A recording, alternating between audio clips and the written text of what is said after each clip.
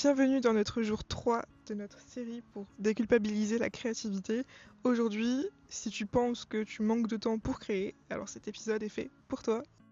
Je m'explique. Je pense que toi aussi tu es peut-être concerné par ça, peut-être que tu as déjà pensé ça, mais typiquement, tu vois, on pense toujours que pour créer, il faut peut-être qu'on ait 4 heures devant nous pour se poser vraiment une après-midi parfaite, bref, voilà.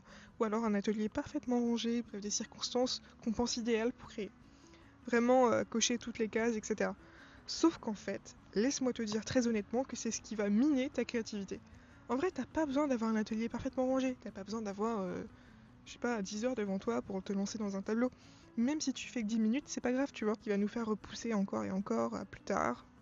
Et c'est ça qu'on aimerait éviter finalement. Aujourd'hui, ce que j'ai envie de te proposer, c'est de te mettre devant une feuille. Voilà. De te poser sur une table, que ce soit dans ton lit ou je sais pas, peu importe, on s'en fiche des circonstances comme je t'ai dit. Et simplement, avec une feuille, un stylo, te lancer. On s'en fiche de ce que tu fais. On s'en fiche si tu fais des petits bonhommes bâtons, si tu décides d'écrire des mots qui n'ont pas forcément de sens, etc. Juste, tu fais. Tu fais. Et tu verras que si tu tiens 10 minutes, c'est très bien. Si tu tiens un peu moins, c'est pas grave. Et si tu fais encore plus, bah, c'est du bonus. Mais en tout cas, tu l'auras fait.